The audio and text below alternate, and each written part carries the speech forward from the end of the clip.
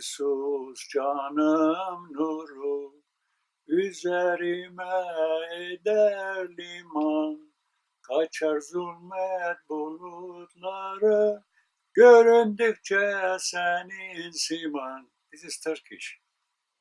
My name is James Makhoulian, 1926, October 14th.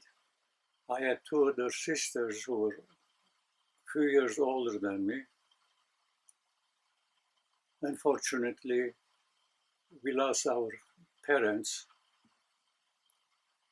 and first we lost our mother, and my father remarried with another lady, the same name. My both parents were the children who were deported from Musadar to Port Said. And a British American Red Cross was there to take care of them in 1914-15. In 1919, Musadar people went back. The same ship, better ship that took them from Mediterranean shore to Port Said, the same ship brought them back. But not all the people who went back to Musadar. Several families, they scattered in Middle East, in Jordan, Palestine, Egypt, Sudan. They found some work because 4 years they were tired of almost starving there. So people who went to these Arab countries, they were welcome there and they found some job, gardening, if they are professional, like a carpenter, whatnot. So some of them stayed there, several dozen families, so they didn't go back to Musadar. But my parents did go to Musadar. After staying like two years in Jordan, they said that people are going back to their Musadar mountain there. My father was, he was a young boy, like 15, 20 years, when they was deported. Well, according to my uncle, my mother was pregnant and she had a maternity problem. And there was no hospital in Musadar. They have to go either to Kesap or another village where there is some one or two doctors. In Musadar, there are hardly any doctors there. And my father says that he died in an accident. The name of Musadar is 7 small villages, walking distance. Like after 1 mile or 2 miles, you hit another village which is included in Musadar, like Bityas, Yonoluk, Hacı Habapli, and all those 7 names. They all had farms. That was their trade. You know, winter time, summertime, whatever they can raise, and take it to a larger villages, like flea market. They gather their eggs and whatever they have, you know, live chickens and things like that. So that's how they make their living. And also they were very famous making silk.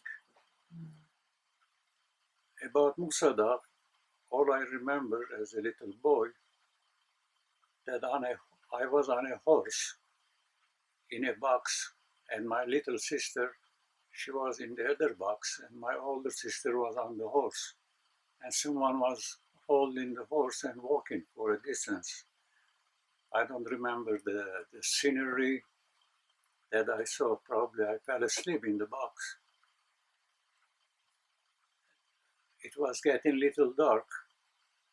We passed a little creek. Well, my uncle has taken his shoes off so it doesn't get wet. It was a small creek. So we reached to a house, a big building, without knowing, you know, just 4 walls and the door, big door. My uncle knocked the door and a man came, he was dressed all black, and he had a hat, black hat, so he was a derhire or a priest. When he opened the door, he saw us, one child here in the box and the other one sitting. He went inside with a candle. He came with a candle, opened the door. It was getting dark. He went inside and came back, and he gave us a small round cookies, homemade probably. That is all I remember from Musada. Following day or many days, how I got to Shimlan, Lebanon, to an Armenian orphanage. So that's the story of my Musada. I don't know anything more about it. Did your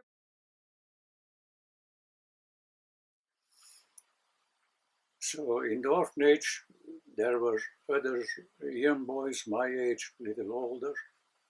So I mingled with them. Since that, I have no parents, so I played with them and forgot about Musada or whatever it is. Well, I stayed in the orphanage for 9 years. The director of orphanage was a British subject named Miss Frischsen, Martha Frischsen. The orphanage was very well built, all stone. It was so large that on the property of the orphanage there must have been an old castle which was destroyed by earthquakes. So they did not have to carry any stones, from the rocks making it. So from the destroyed castle, they built that big orphanage. I still miss the scenery of the orphanage. We have no electricity, no running water. The whole village of Shimlan, there was no electricity. And how did they manage is using kerosene lamps and some fancy lights made by Coleman Company that gave bigger lights. So at night time we can open the hymn books and see and whatnot. The school was up to 6th grade only. We all enjoyed it. It was very peaceful, no fighting, nothing, we loved each other. And some of them, the funny things that we made as kids, we had big gardens, big fruit trees, apples, pears, walnut, grapes, esquidunia. And in the evening, after our dinner, we used to sing some hymns before going to bed. By that time, it got a little darker. And we know where the pear trees are, fig trees. We used to sneak out because the teachers were having their own fun, talking and eating. One of them had to sleep in the same dormitory. By the time he came, we went, pulling the wires, and one of the small kids sneaked down there and run down the hill and get some funny things. Well, we can call that stealing, but we enjoyed eating some fruit. And we had our own volleyball team and baseball team that they play in America. We had the same thing. Then we call it a chellik değnek. Then you take piece of wood, a branch, you shave both sides, so that end is little 1 inch standing there, and you take with the stick and hit it one, that thing shoots up. Then you have hit that all the way out. And we played baseball there with our own, like a tennis ball, our Christmas gift ball. And that one we had the sticks. The guy throws it in the air, and then you hit it, then we have stops like baseball stops. Then we have to make all around. If they catch the ball, if the ball came back to the pitcher, then you're out. If the ball touches any part of you while you are running, you're out. Well, we had fun. We had fun. And most Saturdays we were taken for a walk, part of our exercise. And we went to the mountains, all vineyards and pine trees. Even though we were far from the ocean, the Mediterranean Ocean, from our bedrooms or where we played, we were on a plateau. We were not on the top of a hill, we were not down the valley, we were in middle. Beautiful weather, very fresh weather. And we had no one got sick or died that in the 9 years that I was there. And one of the boys had hit all the bakery. We had our own bakery. The neighbors used to bring some old parts of the branches of trees. They are, long things on the mules. So we the director, not the manager of the school, used to weigh them, then put them in the corner. Then Saturdays, we have no school. We came early from our walk, from our trip. They had 2 wooden horses, and they put the branch on it. Then they went with the saw, back and forth with the big saw. And they piled them. Then you cannot leave it outside for winter. We need it for cooking, wood, laundry, wood. Everything was wood, burning. Everything has to be on the wood. There's no other way. So we had to carry that wood, the little ones like my age. We used to stretch our hands, and they used to lay a few pieces of the broken wood, carry it like about 50 yards. Our arms used to get tired. Then we had with a little walking, we had to get there. There was a big garage. And we went there, we threw it, and one of our gardener used to pile it. It was a big pile, bigger than this room, all cut wood for winter. And we had a bakery man, we call it Haji Baba. And he was a gatekeeper. When the early morning people delivered fruits, vegetables to the orphanage, and he used to keep them busy until Aram Hoja, Nurkhanian, has to talk with them Arabic. He was our Arabic teacher because he was born in Turkey. He's an Armenian born in Turkey. So his language was in Arabic letters. What we call it today is Farsi. Arabic and Turkish make 2. Armenian and English makes 4. And French.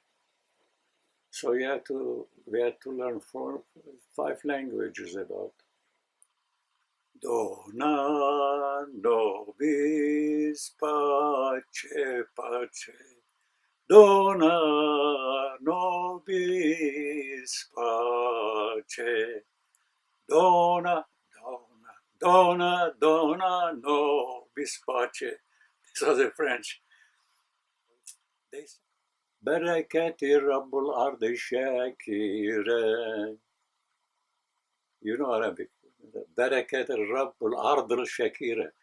Shakira is the harvest. Around my soul, let me to thy bosom fly.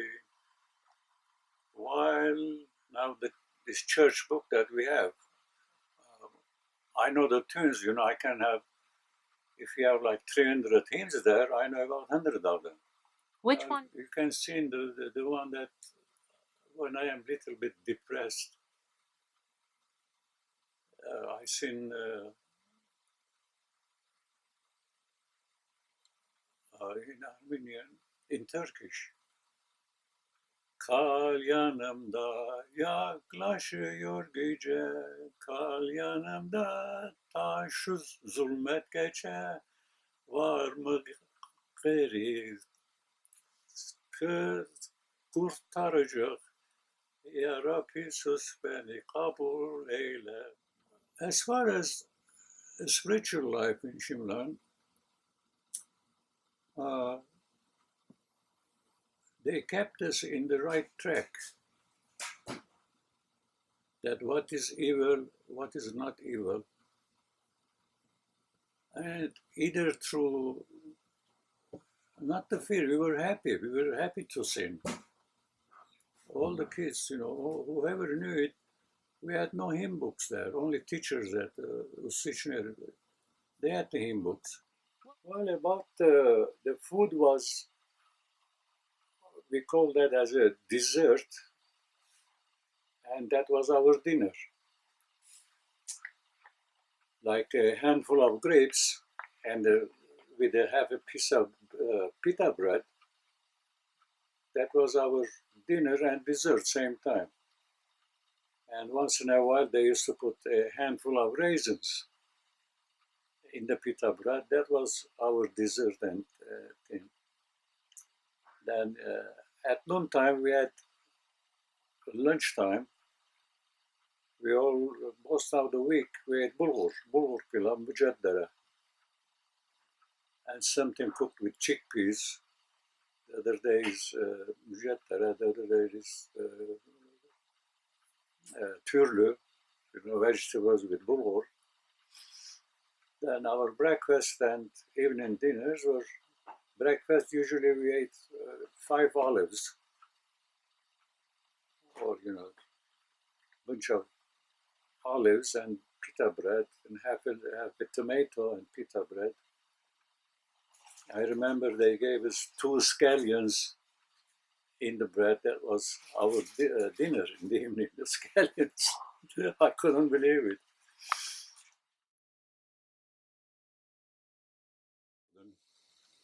Dr. Charles and Mrs. McLean, they came. They want to save some of the orphanages. They picked my younger sister, who was 3 years older than me. So they took her to Jordan. I don't know where she was. The second mission people was in Nablus, Jordan, Palestine. The hospital still exists, but the Arabs took it. They didn't, they didn't also came. The one in Jordan that the doctor picked up my younger sister as a maid and took her there.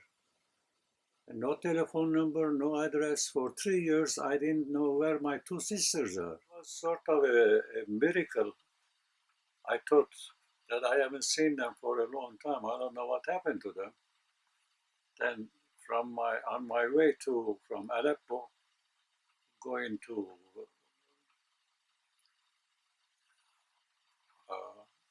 back to Palestine, when I visited them, they were in Amman, Jordan. I was so happy, I don't know what to do. Kiss her, hug her, or pull her hair, or so excited, so excited. Well, because they had a very small house, 1-bedroom house, rented, this and that.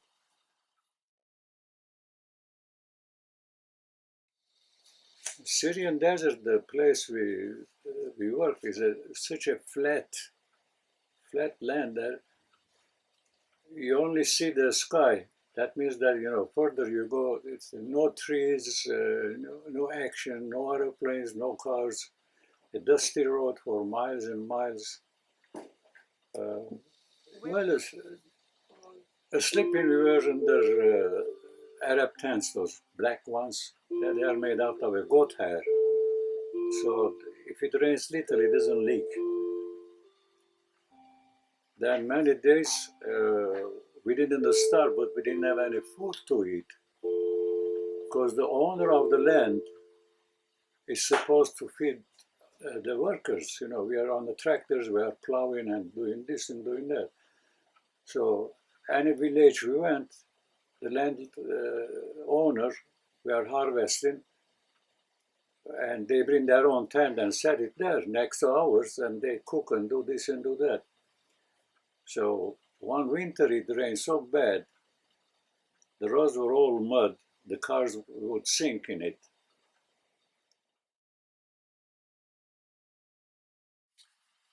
From Aleppo, I went back to Jordan. I went for a week to Jerusalem, see if I can find a job and get settled there, because I knew all around the place. Even you couldn't get $1 an hour work there, and I had to rent a place and whatnot. So I said, I'm going to Southern Baptist Missionaries in Ajrun, see if I can find a job there. And I did. I went there from 1952 to 55. I worked there for about 3.5 years, which I was very happy. Then I went to Beirut, from Jordan to Beirut, because I had to get a non-quota visa to come to America as a Palestine immigrant. I'm an immigrant, displaced person, DP, they call us DP. Because I lost my job there, and I lost my home, all my uncle, very friendly with him. He saw me in University Penn when I am walking this and that. After call my aunt, who is that girl? And my aunt bring pictures right from Anjar, what I remember she tells me, and she put it on the screen and show it to them. I'm sitting there again, said, who is that girl? She said, my relative. And she takes the address, everything, James, from him, and he writes me letter. And Schwester Hedwig is very, what's that letter? It goes to Schwester Hedwig's house, you know, not my house, because you put her address or a school address? School. A school, yeah. It goes there. And one time, second time, said, can you open this letter? Another woman there. Another woman which she sent her Germany. She learned German language, and many years she was the principal in Einjar, that one.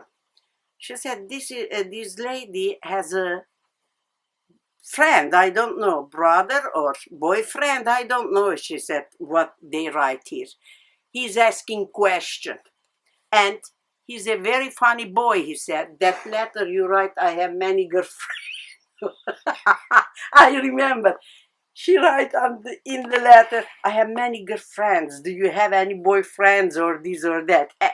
She wants to know who you are. That's the reason when I come, I stay with my aunt 10 days.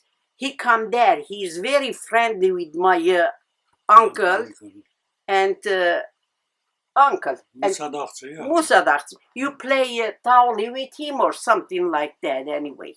So the first time she looked very attractive, young looking, very smiling, charming one. So I got little interested. What is she doing, and you know who she is, this and that. Then Uncle Kılıçyan, that's the second Armenian guy I met in Philadelphia, was Musa Dağçı. And he knew my father very well when they were kids. So without going further, we had a banquet in our church, and they brought her, you know, she is a guest there. Yeah. So we sat there and talked, little laugh and whatnot. So I got a little more interested. So I said, well, I'll visit and talk to them and see what she's doing here and whatnot. Well, she has a student visa. I said, well, student visa. One thing I regret and one thing I don't regret, that she could have gone to University Penn with half tuition. Those days, tuition was like $20,000. Because I worked there, she could have gone on 40% discount. But, taking my age, and she's, old enough to be a woman, well, I figured it out. Can I survive, a few more years? At least she had to go 4 years there. Then, 4 years to her age, 4 years to my age, we're getting, older. Usually, my understanding,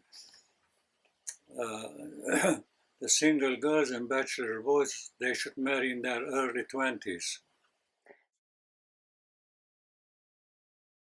I born in Ainjar, a small village. My husband named James Makhoulian, and I am Makhoulian too. First, Sona Makhoulian. Oh, Ainjar, what a kind life we have. We don't have any life, honey. It's very, very, I can tell you, depressing. I don't want to say anything. Because in one room, we share with another family, and we put curtain middle the room. We leave the other side, curtain side, and the other family the other side. After 5-6 years, the house finished. A square house, everyone's finished. No bathroom, nothing. And my father put couple wood and curtain around. We go there for bathroom till they come and finish the bathrooms. I remember when I'm 6-7 year old, that time it's finished, a square house and the bathroom, one little bathroom. That's all we have. And they give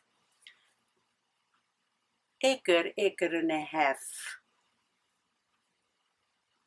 pieces. You can walk and go there. You can plant anything you want. What you gonna do? People all, they don't know nothing. They come from Musadagh. They don't know too many languages. Just they speak Armenian, some people. Some people, if they are a little bit education has, they can speak different language. But you can learn Arabic very fast. Because everyone speak Arabic in Lebanon. We play outside till 4 o'clock with our friends. My mother said, 4 o'clock, you must come in. It's very, very depressing, We don't see any childhood or anything. We must go bring water, we must clean kitchen, we must hang our clothes outside, this and that. Always we are working, doing something. And what?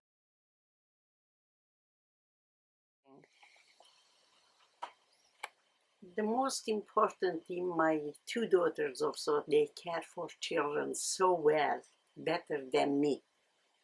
And I don't have anything to say. In young age, start cooking, serving each other, and be very good in their homes. I don't know what else to tell you, because they are going to school. They bring all A's. I started from my younger daughter, old daughter, and my son kids. All they have A+. They bring their report cards for me, and they keep me very happy. What's the important thing? I have wonderful grandchildren. I have good children. I have nice husband. That's all I want. And health, of course. I'm not. That's okay. First thing, keep the family together, happily living, helping each other, respect to each other. And that is very important for me. And I try to teach them as a grandfather, help each other, share with you what you have, and don't fight, and be good in the school and obey your parents, so you can be a very fruitful person in your life. And love is the best thing to have in the families.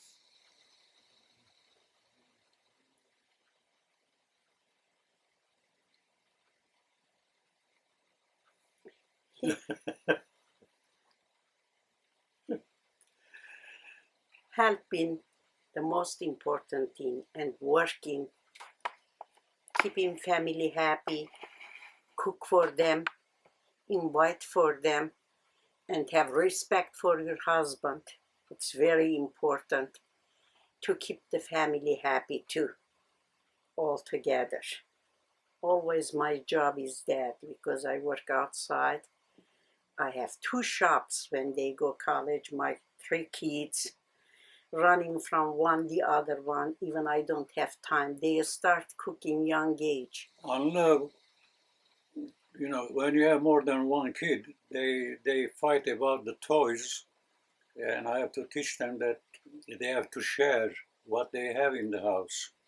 So you can play, 10 minutes, and that's your sister or brother. Let them play for 10 minutes. Then you'll be happy and they'll be happy.